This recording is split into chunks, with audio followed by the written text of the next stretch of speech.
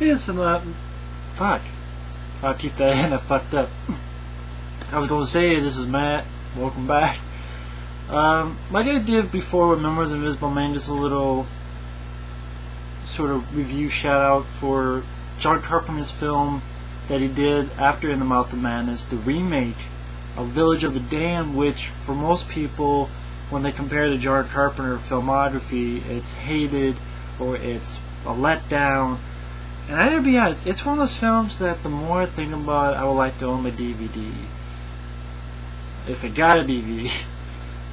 I'm pretty sure it did. Mainly because, I mean, it's a remake of the films from 1960, somewhere around there. And I have not seen it, didn't grow up with it, don't really feel like watching it, just never interested me.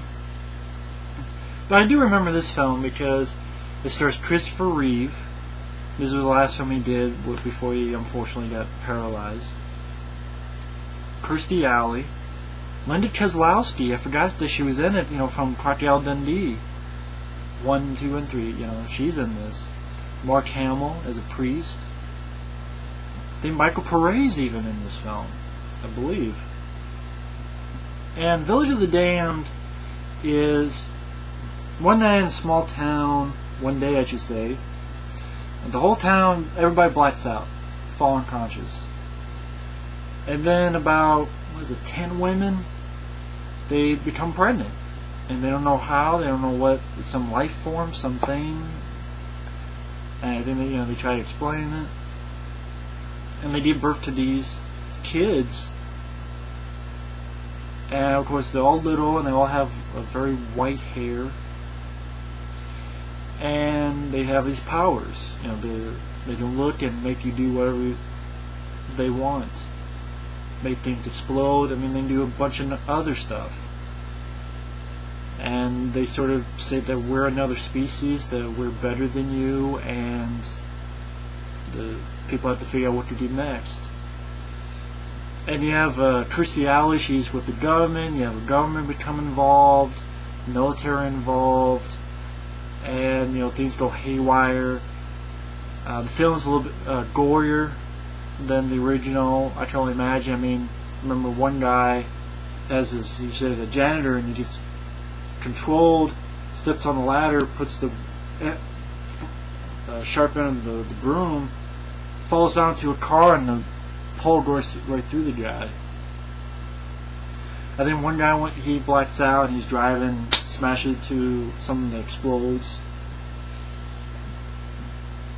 And then of course it ends with Christopher Reeve sort of picturing a wall that he had put in a bomb, and they're trying to, he creates a picture of a wall, a brick wall, so that they don't penetrate. And then it blows up, and I think Linda Kozlowski, I think it's her. She has the boy left, and I think it's her. And basically, they go off to wherever. And a lot of people hate this movie, and I would really like to know why. I read reviews, and basically they compare it to the original, which I haven't seen, so I can't compare it. Some people just go that John Carpenter sucks, and I go, what the fuck? The Thing and Halloween suck? What are you talking about? Some people go that it's more for violence and action than just suspense. I mean, I'll admit, was it suspenseful, scary? No. So I guess they're right in that. But the reason I enjoy it, it's a little bit more violent, a little bit more action. Yeah, Mark Hamill's the priest who's going to shoot, then he gets controlled, and boom. You don't see the head explode or anything, but he's shot. He's controlled to shoot himself.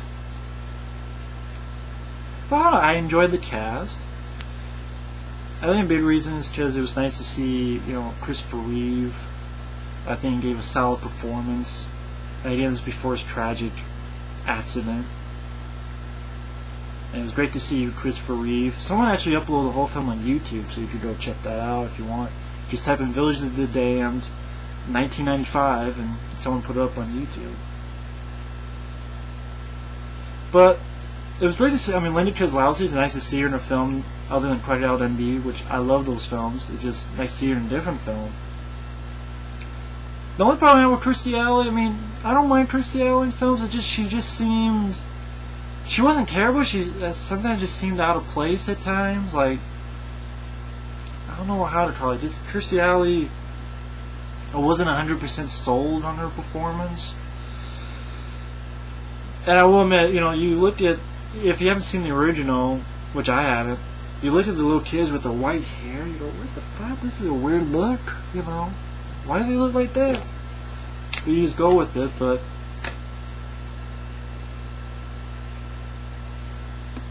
I don't know, I guess I'm a sucker for the cast, you know, Mark Hamill, seeing him in it.